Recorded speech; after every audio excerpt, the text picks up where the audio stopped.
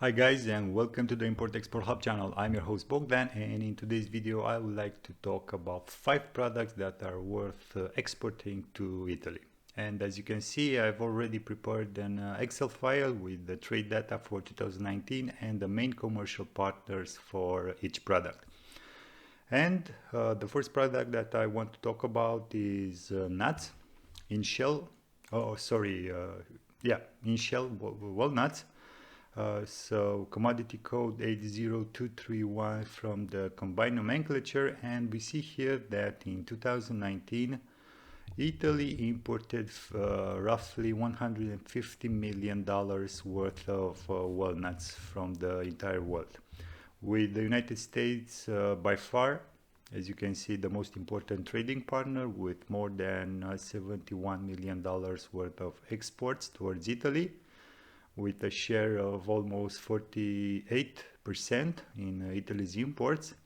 Then on the second place we have France, followed by Chile, Spain, Argentina, Australia, Germany, Hungary, Portugal, and then on the 10th place we have Greece with close to $1 million worth of exports towards Italy. Now in terms of cumulative value, for these top 10 trading partners, we see here that is roughly 97%. So these top 10 make up for roughly 97% of the total share in Italy's imports. And I see that the United States, France, Chile, and Argentina are growers and exporters of traditional growers and exporters of walnuts. But what strikes me is to see countries like Spain, Australia, Germany, Hungary, Portugal, and Greece also in this top 10 list as exporters for walnut towards Italy. But I think here, maybe I'm wrong, if you have any other opinions, comment in the section below. Those countries, I think, that are re-exporters of walnuts, so I think that they are sourcing in countries like France, the United States, or Chile and Argentina, and they are re-exporting the walnuts towards Italy. And again here we see that I've highlighted in italics countries like Romania, Bulgaria, Ukraine, and the Republic of Moldova, which I know by fact that they are traditional exporters for walnuts, but because here we are speaking about wild walnuts, and they are not put up for retail, the quantity and the value is a little bit smaller. Now, talking about the second product that I want to introduce you, which is hazelnuts in shelled this time. So commodity code 80222. We see here that Italy imported in 2019 close to $390 million worth of hazelnuts, with Turkey, a traditional grower and exporter of hazelnuts, being the biggest trading partner with close to $240 million worth of exports towards Italy, with a share of almost 62% in Italy's imports. Then on the second place we have Chile, followed by Azerbaijan, Georgia, Luxembourg, Germany, Spain, Greece, France, and on the 10th place we have the Netherlands. Again, here we see that there are traditional countries, growers and exporters, like Turkey, Chile, Azerbaijan, and Georgia. But again, what strikes me here is to see countries like Luxembourg. I don't know, like maybe it's less than 3,000 kilometers, square kilometers in surface, so roughly 1,000 square miles. Maybe they are growing on top of their buildings, the hazelnuts. Then I'm kidding, of course. Again, Germany, Spain, Greece, France, and the Netherlands I'm almost 100% sure that, as in the case with walnuts, here I'm talking, we see again major re-exporting process towards Italy.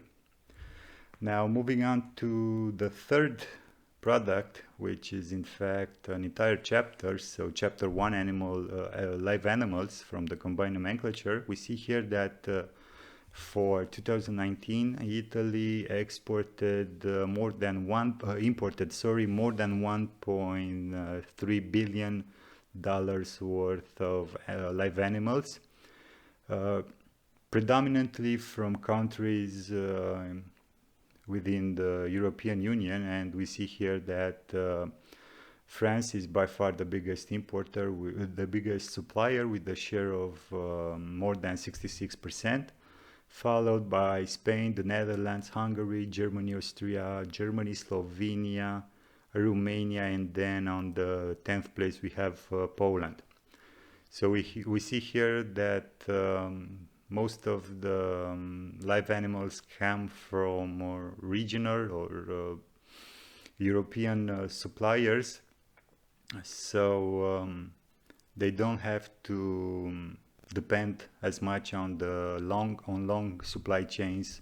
In fact, we see here that the furthest is the United States. The first country which is the furthest is the United States, then China.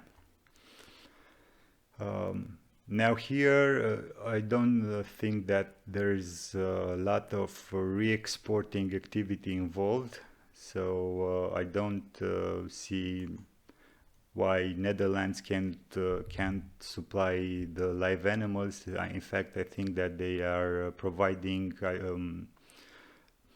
small animals that are exported towards Italy in order to be raised and then sacrificed here locally. Again, the same thing applies with Hungary and Denmark. In terms of Romania and Poland, maybe I think that they are already selling and exporting towards Italy the live animals ready to be sacrificed locally in Italy. Now the fourth product that I want to talk about is wool. It's in fact raw skins of sheep or lambs, okay, which is basically wool. Commodity code from the combined nomenclature is 4102.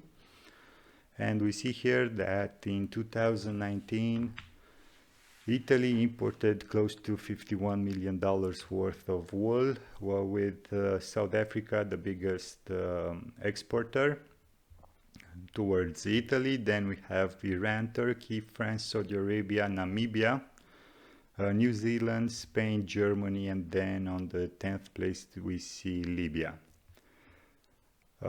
Here we see that there's no much concentration in terms of sourcing. So we have countries from ranging from South Africa to Libya, then New Zealand, then Namibia, and even Saudi Arabia. So there's quite big dispersion in terms of sourcing activities. Now moving on to the last product I want to talk, which is silk, which is very high sought product, especially in the luxury garment industry here in Italy. And we see that the values are very, very big. In fact, for 2019, there are more than $380 million worth of imports, with China being the biggest supplier with a market share close to 55% in Italy's imports, followed by Romania, which is surprisingly to know that Romania is a big provider of silk. Then we have Germany, France, United Kingdom, India, Vietnam, Spain, Brazil, and on the 10th place we have Tunisia. In terms of cumulative value, here we have close to 95% of the total share in Italy's imports is represented by this top 10 list. And again, we see here that there is a big dispersion of countries, so there is not much clustering in terms of sourcing. We have China, which is okay. We have the issue of the empty container availability in China, but then again, we see here that in terms of supply chain, this possible supply chain disruption, you have countries like Romania, Germany, France, United Kingdom, and even Spain, or even Tunisia, that are relatively close to Italy. So I don't think that this particular chapter or activity is very affected by this disruption in the supply chain. So what Italian traders are doing here, it's very good in order for them to have a good dispersion in terms of sourcing. So that's it for today. I really hope you've enjoyed this video. Don't forget to hit the thumbs up button, and most importantly, comment and subscribe. Until next time, business as usual.